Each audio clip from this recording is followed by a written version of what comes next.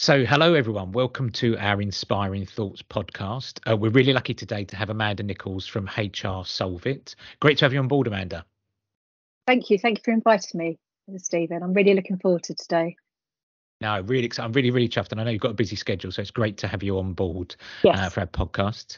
So today we're really going to start to look about transforming HR. What's it look like in the future? So I'm asking Amanda to give her views as a HR consultant, independent, about actually where the future could go for HR move forward. Like with all the colleagues we work with on our podcast, Amanda's had 7 questions in advance, just so that we can get that preparation and that rich kind of energy from Amanda. So before we start today, Amanda, would you give people just an overview of your career history? Yeah, of course. So I've been in HR, about 25 years. So a fairly long time, and it's changed quite a lot over those years. I started off working for a charity for members who had learning disabilities and mental health problems. I then moved into the NHS as a generalist HR. I was there, I don't know, about 7 years or so. Then I moved over into local government. I was head of HR in local government for quite a period of time. And then it was quite an exciting change. The authority I worked for teamed up with a number of other local authorities, and we offered a shared HR service, which I think was quite new and innovative at the time. So that was very exciting. And then the latter part of that, I worked for a theatre, so worked in the arts, which was quite strange and challenging during the COVID period, because, of course, for theatres to go dark was really unheard of. So there was lots of challenges and ways forward for that. And then 2 years ago, I set up my own business as a HR consultant and haven't looked back. It's absolutely flown by. So, yes. Oh, fantastic. And what made you get into the HR world? I kind of fell into it, I think. Didn't know what to do when I went to university. So I thought I'll do business studies, kind of generic. It left doors open. And then I can remember you could major in accountancy, marketing, or HR. No good at marketing, not great with figures. So kind of HR, kind of fell into HR. And I thought, actually, I love working with people. But the irony is, actually being in HR, that can actually be a real challenge, because sometimes you're put in quite awkward situations that it's not what you would expect when you first start your HR career, that it's going to be very easygoing and very supportive, and it is, but there's certainly some challenges along the way. There's some enormous challenges. People I've come across in my career, that HR can be fighting fires, those kind of things. Absolutely. As well. So it's not, as you said, that nice easy way to go into. It's a very challenging job to go into in the HR world, isn't it? Yeah, you want that supportive side, because that's what you go in for, but you don't always able to deliver that on a day-to-day basis. As you say, it's that firefighting and the awkward things that perhaps sometimes line managers don't want to deal with. Yes, yeah. And everyone that listens to the podcast know that this is like my Braveheart speech, that I go that leaders can't take the paycheck just for the good times. Absolutely. They have to take the pay for those people issues, and that rather than subcontract to HR for them to resolve the issue. That's one of my Braveheart speeches there, Amanda. I could not agree more, but the reality is somewhat different. I've seen over the years. Yes. Not always, but predominantly I would say yes.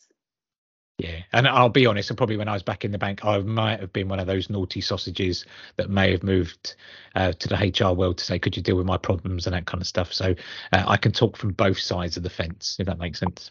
And to be honest, I can see why they do, because HR are always there to help out. So why wouldn't you, really? Yeah. So, yeah. Now, I also, Amanda doesn't know that I'm going to ask this question, but I saw on LinkedIn recently about your running as well. Yes. So would you tell us more about that? So I started running about 10 years ago. So never liked any form of sport in my 20s, early 30s. And then I thought, after I had my second child, I really should get fit, lose some weight, the old cliche. So I thought, oh, I'll apply for London Marathon. Well, 11 years later, I've never got into the London Marathon, but yeah, running's kind of my happy place. It's Yeah. my well-being. I can just get my trainers on and go out the door.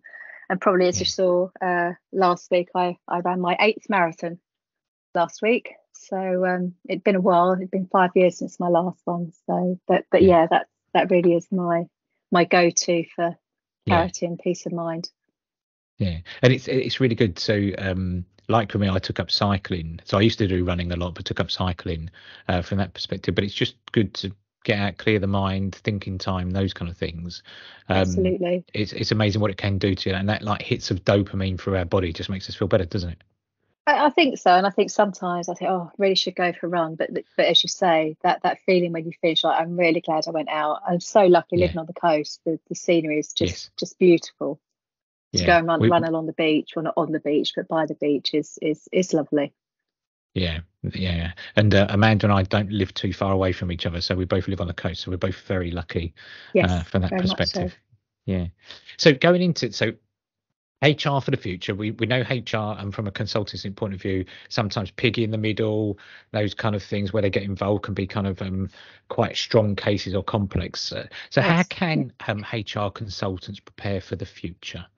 What would you say in your mind? How could they prepare? I think, to be honest, I think we all knew the world of work had to change. And I think with the pandemic, to a certain extent, Brexit before, there was a huge momentum, and I think things picked up. And it has been a huge roller coaster for HR. And I think it's made us become more resilient. And I think it's made us stand out more, that we need to be an integral part of the business rather than a bolt-on. I think we really did stand our ground during the pandemic. We had to learn so much so quickly, waiting for those press releases each week, then trying to translate actually what we needed to do for the companies. So I think it gave us a better platform. But I think the shift is going to be about how we understand businesses moving forward. So it's not being so reactive. It's about being proactive. Obviously, the business will want to know, well, how does that affect our bottom line? What's in it for us? How does it help our pain points? But I think for us, it's kind of staying informed about industry trends. What are the key trends that are happening? Looking, of course, about that HR technology that's coming through. Everybody's talking about AI, automation, how that's not only going to affect us within HR, but how it's going to affect the businesses that we support. People are saying, is it going to change roles? Is it going to remove some roles, and how we support that? And I think there's going to be a lot more focus on data-driven HR. So learning about how we analyse the data, how we actually predict for the future. So I think historically we've always looked at data as, well, what's happened. Whereas now I think we need to move that to, well, what is going to happen? What are going to be the trends? How can we feed that into a HR strategy, if you like? Because as we know, businesses always have a business strategy, but they always think about, well, what's the people plan that needs to sit behind and drive that? I think at the time when they just go to implement that, it's like, well, actually, what do we need? Well, we need to be thinking quite some time before to make sure there's a smoother transition. So I think it's more about how we position ourselves with businesses to make sure we're at the forefront of any thoughts, any decisions, rather than being on the back foot, I think. And I really like a couple of things that you said there. So I think definitely during the pandemic, HR, had to deal with a hell of a lot of stuff very quick, very agile, and work with the colleagues and the organisation. And I love the bit there about, rather being reactive, HR of the future has to be proactive to complement the business, work with it. What can they see for the future, rather than it's happened, what do we do about it? So I think that's definitely where I've seen, and another couple of business owners I've spoken to recently on one of the podcasts, Gavin Howarth was talking about future looking as HR and being its own business and complementing the business, rather than if something goes wrong, we go to HR. Would that make sense? No, absolutely, and I think I've sort of experienced that in the last couple of years. The shift in change when talking with business owners, with CFOs, it is about the integral side of it rather than HR's being done to them. They actually see Yes. the value that you're providing and how that affects what they're doing, rather than, Yeah. as you say, just the reactive. Oh, we need to get that sorted, so we'll bring Yeah. somebody in to sort that out. So it certainly is a shift. I think there's still quite a way to go, and I Yeah. think as an industry, it's something we've been pushing for a long time. Yeah. But I think the last few years, where there's been such a quick succession of change and we've had to react so quickly, it's Yeah. given us a stronger platform to drive that forward. Yeah. And it's also, I think, where you touched on there as well about AI, technology, data driven, those kind of things of futurizing are going to be a key part to support organizations. And whether we like AI or we don't like AI, those kind of things, it's there. So it's how we Absolutely. embrace it and work with those things. And I've noticed from kind of my perspective working with clients, I'm stretching myself to use more technology to really help with training sessions, with mediations, those kind of things, conflict resolution. And it's making a huge difference because people see that you're a bit more modern, agile, those kind of things, rather than always Absolutely. staying in your traditional ways. Would you see that as well, Amanda? You know, I totally agree with you, and I think it's trying to find the right balance. Yes. And as you say, with the AI and the automation, it has a place, but it's about how it's introduced into the business, Yeah. how staff adapt to it, because people are going to be nervous about, well, is that going to impact on my role? Am I going to Yeah. have a role? Maybe I'm being slightly naive, but in my mind, I truly believe that yes, it will take an element of some people's roles away from them, but as a business, it gives you an opportunity to redevelop those roles for those individuals and Yes. to give them different responsibilities. Now, Yeah. whether that's a sideways step within a role, it doesn't automatically mean somebody has to move up in a role, but it does Correct. give more opportunities for those staff members to help drive the Yes. business forward, because it Yeah. releases them to focus more time Yeah. on other things that perhaps historically they just wouldn't have had the capacity to deal Yeah. with. But it's taking that bigger picture and that different mindset to look at Yes. that, rather than automatically thinking, well, something's been taken away with me, and that panic mode that we all have Yes. when something's Yeah. taken away, but actually to see the positives that could be made available. Well, that's the bit of I think going back to a quote from Charles Darwin, and I'll just paraphrase, but talking about adaptable to change, not always the strongest of person that survives. It's about change. And if you think the ages we've gone through, like the industrial age, technology age, farming age, people have had to adjust and adapt through time, haven't they? It hasn't stood still, has it? No, it hasn't, and I think this is where when I speak to MDs and CFOs, it's so important about that comms and engagement. Yes. Communication is so important. I think sometimes because we think communication is just a natural part of what we do, things get missed along the way. Yeah. And by being very, very open about Yeah. what you're planning on doing can help alleviate some of those concerns that people are feeling with the changes in technology that are Yeah. coming along. Looking Yeah. about how you engage with staff can Yes. really help stop those fears in their tracks. Yeah. But unfortunately, sometimes that does get forgotten along the way. Yeah. And it's one of those ones that human beings, if they don't know an answer or not given the answer, they fill the gap. We fill the Mm, gap with something else. So if people aren't being communicated to, they go, well, this is what I think from my experience, and fill it with their own views. And that's where you usually get people run off in absolutely. different directions that are probably not true. So that communication part, I think, is super, super important. And the bit is people can choose to ignore it, but at least you've been proactive to communicate with your teams and staff. Absolutely, and I think that's one of the other things we're going to see moving forward, is that real emphasis on the employee experience. You know, historically, well, kind of many moons ago, it was job for life, and things have changed so much now. People do Yeah. move roles, but it's about how we create that positive employee experience. You Yes. know, we all know at the moment, to attract and retain top talent is so crucial. Post Brexit, um, it has been difficult to fill roles.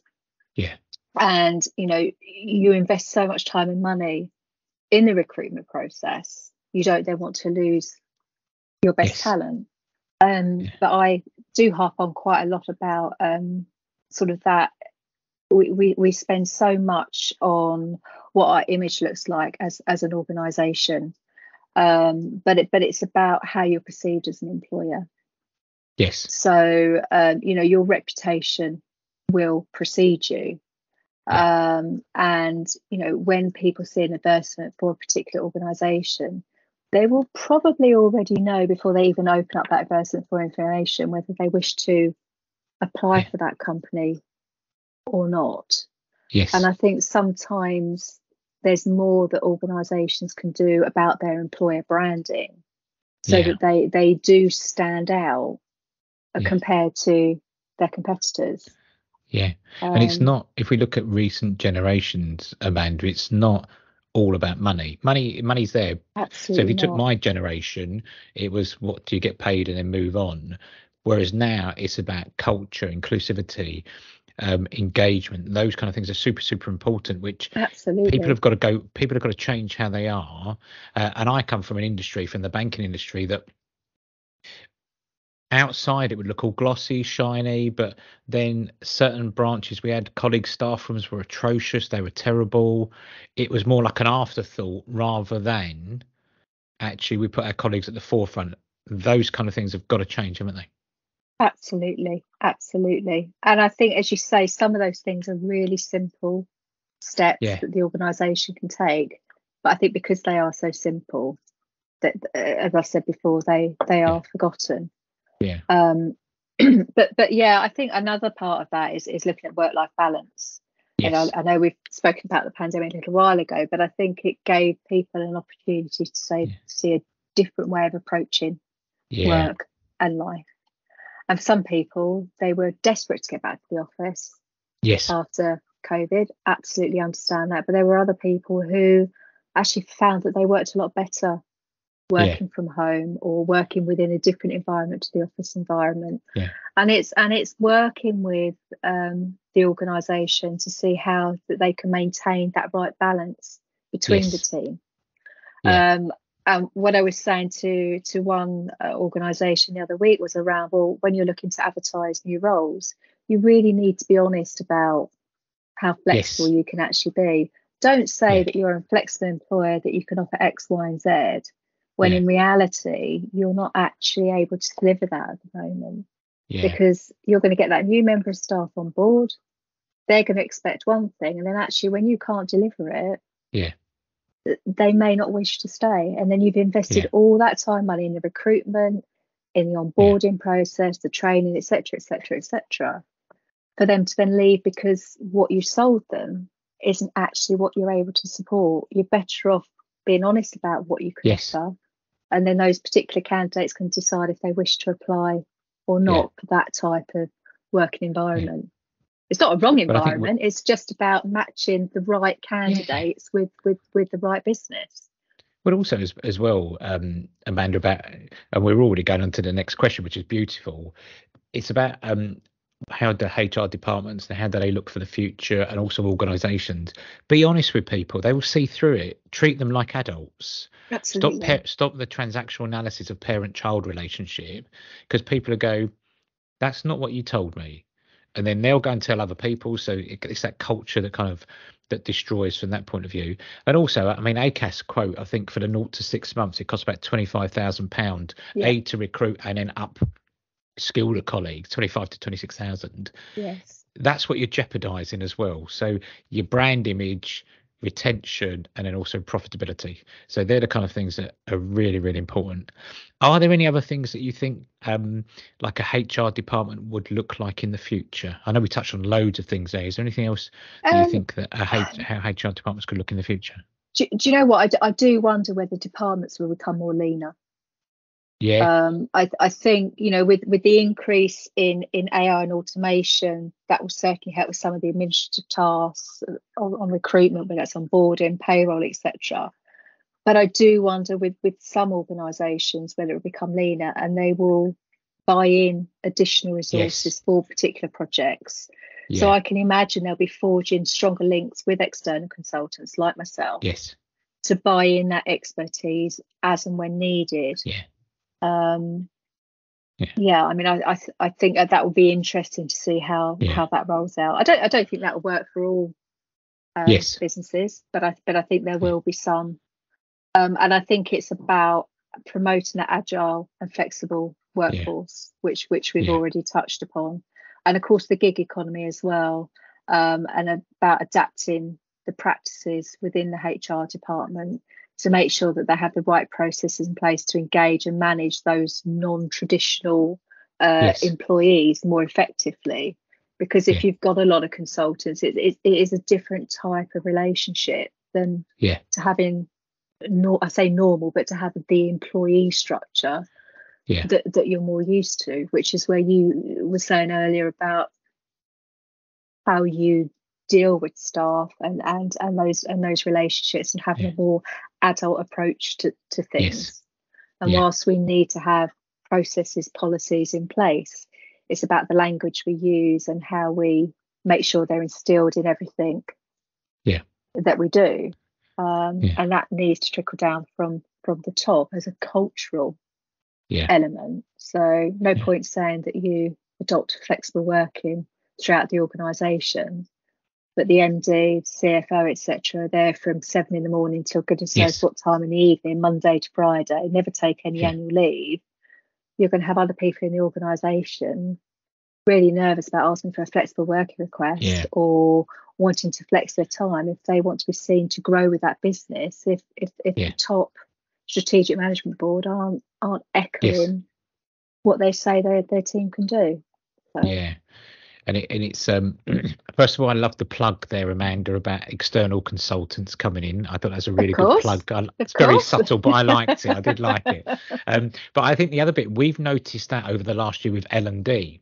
So Mm, with L&D functions shrinking down, going to more external consultants, it's people don't realise how much more it can be cost effective to yeah, by doing it that way. The other bit is it's a third view, not your organisational's view. So actually bringing a different dimension to it. But I'm definitely seeing more and more organisations, probably HR getting leaner, but then going to that third party to say your expertise, your advice, and also that more niche work of what do you specialise in? Can I bring you in for that period of time, then take somebody else? I'm definitely seeing some good organisations adapting to those third parties coming in. So I just echo your thoughts as well. So really good. So let's go on to our next question. So what skills do you think HR consultants need for the future? so obviously all the skills we've already had from the past, but I think one Yeah. of the key things is, as you just alluded to as well, it's about that flexibility, Yeah. about having that diverse set of skills, that Yeah. toolkit that you can flex depending upon what the business needs. But I think as a consultant, what I've realised, which is probably slightly different to the answer to this question, is there are a lot of HR consultants out there. Yeah. But what I've experienced in the last 2 years is everybody is so supportive of each other. Yes. It's not a cutthroat industry such as other industries. People are there to Yeah. help each other. And actually, if you're approached by your client to do something, and perhaps it's not necessarily your area Yeah. of expertise, there's somebody else that you know that Yes. can help and that you can pull them in so Yeah. that that business is getting exactly what they need, but you're just having those different areas Yeah. to pull upon. I think the IT side, as you say, around the Yeah. data analytics, etc., is something that we need to Mm. keep on top of. AI and how that can be used. Yeah. Change management, of course, is something we always need to be on top of our Yeah. game, whether that's acquisitions, transformation within the organisation, TUPE, just keeping abreast of that. And I think, to be honest, it's about that strategic thinking, working out Yeah. how the business can see the benefits of HR Yes. rather than just that transactional side. Yeah. It's about how we can home in on those skills to show them the advantages of thinking longer term about their Yeah. team. Because one of the things I'm very passionate about is, you're, especially with smaller businesses that I tend to work with, your team is your shop window. Yes. For your business. Your team are the first point of contact for your customers. Yeah. So it's about making sure that they've got the right skills so that your customers want to come back, that your customers recommend, etc., etc. And it's placing that importance on the development of the team, which I think is where our skills come in the future, about how we can do that, how we can help them with their communication, our influencing skills, looking at employee engagement, and just kind of how we can then build on the foundations of that to strengthen the teams that they have to deliver an excellent service so that they can grow. And I think one of the other big things which we haven't touched on yet is around conflict resolution and mediation. Yeah. Because I think as things change, some people are going to feel very vulnerable about changes. As we alluded to earlier, there are going to be some managers that perhaps don't always deal with things in the best possible way. And as such, we may see an increase in types of grievances that come in around how things are done. And it's about how that is managed, because the ultimate goal is to get everybody working together, moving forward. And I think traditionally with grievances, I don't think anybody ever won. No. And it's about how we change that with the mediation type so we can find a positive way forward for both parties, rather than what's historically happened is one party almost feels pushed out and has to leave. And I think in a larger organisation, people can move around. So that's more helpful. But in a smaller organisation, the reality is that that's not possible. So it's how we forge that relationship moving forward. So I think that's another key area that we're going to have to upskill on for the future and be a part of what we just deliver. And that was like music to my ears then, Amanda. That was like the A++ answer to the question about so, and it's one of those ones where we try and educate people about mediation and nipping things in the bud early rather than going grievance route, etc. As you said, nobody wins through a grievance route. It's so damaging for the two individuals or three or four who's involved, their families. People forget that families, they don't just go home from work and switch off. Then you've got the HR consultants involved, etc. So absolutely echo there about the mediation support in an early place. I also like the bit where you kind of touched on, because I noticed it when I left the bank and went into the freelance world and in my own company, that actually there's a lot of good supportive people out there to go to if you need help, support. You're not by yourselves, and people don't want anything back in return. It's just a nice kind of way that if there's an area that I'm not an expert in, I pull people in, vice versa, and they can either train me up or they have the work or work with a client. So I think that's really important about the future, about leaning on your stakeholder groups to kind of upskill yourself.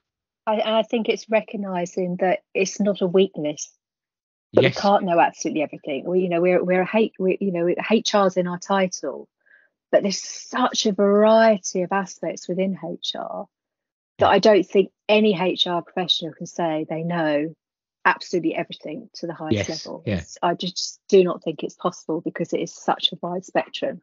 But as you say, to know who to contact when you're not sure is a real key strength, to rather than trying to bumble along. I think that's absolutely crucial. And I think what I've noticed today as well, Amanda, from your style, and that is about getting HR more business focused, to say how do they complement the organisation, how do they strategically go for the future rather than be reactive. That's definitely coming through about you in your HR practice, about trying to really work and strive to the future, more strategizing, which I think HR definitely needs for the future. Absolutely. And I think part of that is historically with managers is they're given the policies of how to deal with things, but not necessarily the training, learning, development to actually embed those. So as a manager, when everything's going fantastically, being a manager is great. But actually, when you've got a member of staff where there is a problem, it is tough. I don't think anybody likes dealing with a difficult, and I hate to use the phrase, a difficult conversation. But that's what it is. And people do shy away from it. They worry that they're going to make things worse by approaching it. You know, and I've always said to management, but if you have key facts that you can refer to in those meetings, that you can talk through with the individual, so it doesn't look like you're plucking things out of the air. You can give concrete evidence, then it's justified in what you're saying. And if you're saying it in a supportive way, where you're then also saying, okay, well, what else can we do to help you? It's putting that positive spin on it. And you can't, well, I say you can't go wrong, but it is the best way to approach it, rather than sticking your head in the sand and hoping it will go away. Because what goes away is the rest of the team, isn't it? Because they get disgruntled that it's not being dealt with. And the danger is you lose those team members, and the poor team member that's struggling is still with you, and the situation hasn't resolved itself. And the bit there, the really, really good bit, a phrase I use is about leaning into it. So lean into the issue or the concern and actually doing it in a very professional way, but stick to your facts, because where we see issues occur is where people use opinion a lot. So we've seen it, rather than they go with their policy and to say, let's just talk it through, let's have a look at where we're at, they use their opinion. So I've represented the bank at quite a few employment tribunals, and it's one of those easy ones. If you stick to your policy or your kind of facts and that, you're on a better footing rather than going into the opinion world, because that's where the issues really start to happen. Absolutely. I couldn't agree more with that, Stephen. So what would be the benefits? I think we can probably, what would you say the benefits of an organisation having a more agile, futuristic HR function? What would be benefits to the organisation? I think the benefits are the fact where organisations are having to rapidly change themselves in the current economic climate. It just gives that adaptability to work with the changing circumstances that they may be faced with. You know, the evolving businesses that we have is such a dynamic workforce. We can flex in and flex out to support them as and when needed, meaning they're getting the right support at the right time. And it's that flex, isn't it? So, you know, people say agile working, adaptability, those kind of things, they're just really, really key, or changeability in today's climate and world. And even kind of things that I think is taught us during a pandemic. Most people have had some building works done or something else, but actually prices were changing left, right and centre for building goods and those kind of things. So you did need to learn adaptability, and that's in like the workplace as well, that whatever happens today may not be the same next week or the week after, but then how do you move and flex for the climate, isn't it? I agree with you, but I think it goes back to what we were talking earlier. Although we have to be adaptable and circumstances can change relatively quickly, we still need to ensure that the communication and the engagement is there with the team, and that managers shouldn't hide behind the fact that, well, because we're in a changing environment, we can't communicate with the things, we don't know what's happening, because actually that causes even more issues. Even if you communicate to and say, we're not sure what's happening at the moment, as soon as we're in a position to, we'll update you. However you want to sort of put that, by being open, even if you're open but can't give any more information, at least they know you're engaging with them and not hiding behind a wall to, as you were saying earlier, things then go through people's mind as to, have I got a job, have I not got a job, what's going to happen, and especially cost of living and all the other pressures that people are facing at the moment. It's added stress, and you're not supporting the well-being of your team, which again is another crucial factor. And it's that communication about honesty. I just really got this belief about treating people as adults, and if you haven't got news, then as you said, communicate and say, this is what we're working on at the moment, we come back with an update, those kind of things, rather than bury your head in the sand and just think it'll be okay, because that's when human beings then feel gaps, and then they get worried about kind of their home life, the concerns, those kind of things. But I've seen some great organizations really communicating, and there's loads of different methods now to do it, you know, podcasts, push out notices. Technology can really help you do some really straightforward 2-minute comms, if that makes sense. Absolutely. And even if that comment to say there is no update, at least your team Yeah. know there is no update rather than radio Yeah. silence. Yeah. Yeah. Yeah, definitely. And would you say there's any other benefits just for HR consultants? What would be personal for them adapting or changing for the future? So, like you as an organisation, what would be benefits of you? More strategic, more working along the businesses, those kind of things. What benefits would it give to you, Amanda? I think for me, understanding what the trigger points are for the businesses, understanding what their issues are, helps me then focus on what I need to develop on more, Yeah. and how I can then in return support them, because HR is a kind of forever changing platform. I mean, there are still some core elements, but I think one of the things is around employee well-being, and Yes. and as things move forward with businesses, we can see where the pinch points are and Yeah. where the real issues are, to then work out how I need to flex to understand how I can actually support them. Yeah. And I think that's really important.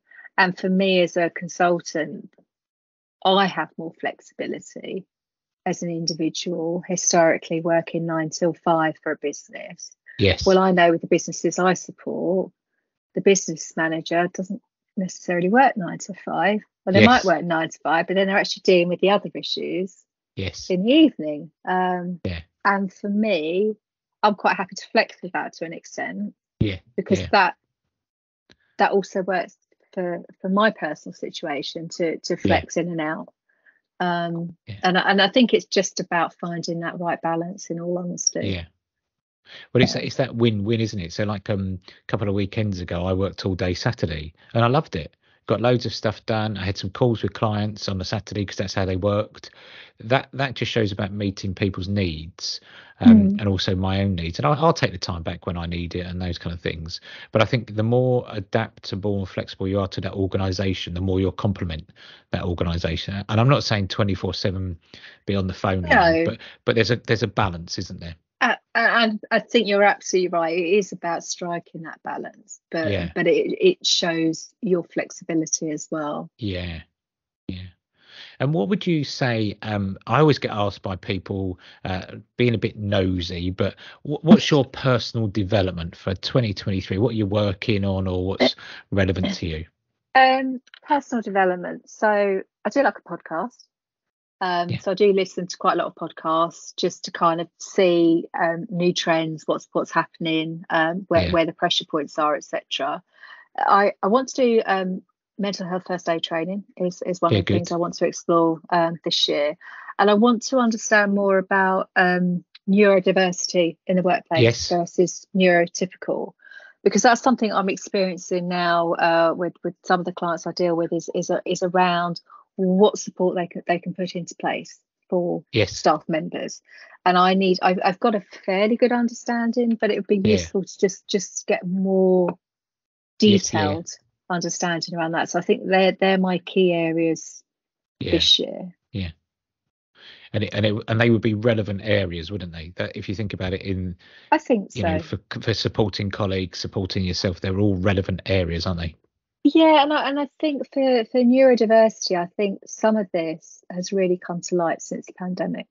I think where we have experienced a workforce that can adapt and work more flexibly.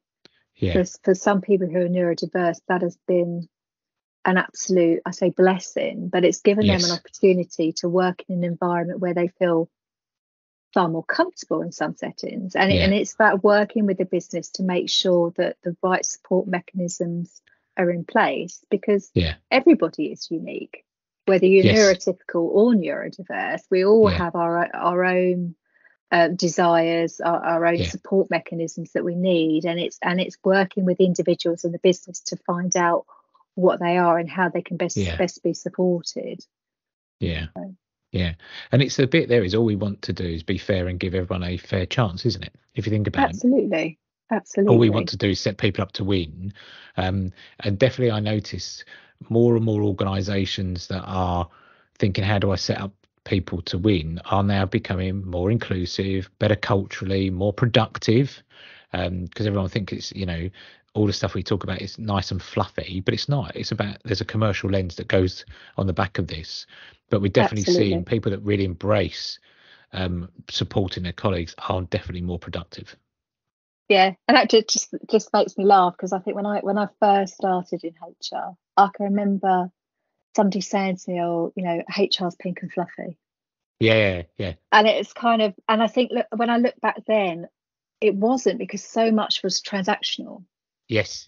And I'm not saying that now everything is pink and fluffy, but it is more around the support of your team, about the employee well-being, about the engagement, etc., which is absolutely more strategic. But it is that, I don't like the word soft skills, like almost that emotional intelligence, and about how we get the most out of our team. And that is the way HR needs to drive forward, so the businesses are cutting edge, rather than that transactional slapping people down because they haven't done what they should do. Yes, correct. There is a place for that, but it is that emotional intelligence side, and how we can drive that forward is the biggest win, I think, for a business moving forward, to make them more competitive. Yeah, and we always talk about, the world I'm in is the win-win relationship, rather than a company doing to a colleague. It's about win-win, and then we know that it'll be more productive, more engaging, and you know what, you'll retain colleagues longer, etc. Absolutely. Rather than all the other stuff that goes with it. So, Amanda, I've loved chatting today, and it's flown by. It's been brilliant. Thank you so much for having me today. I really appreciate it, Stephen. So how can people get hold of you or connect with you? What's the best way to reach out? Okay, so I am on LinkedIn. So yeah, you can find me on LinkedIn. I do post quite a lot on there. I'm also on Facebook. And people can email me. My email is amanda.nicholls at hrsolveit.co.uk. And I'm more than happy to have an exploratory call with somebody if they just want to have a chat through as to some issues they may have, just to see whether that is something I can support them with. Then that more than happy to. Yeah. So I just want to say a huge thank you for joining the podcast today. I thoroughly enjoyed it and learned lots as well. So I would say connect with Amanda, as she said, through LinkedIn, Facebook, etc.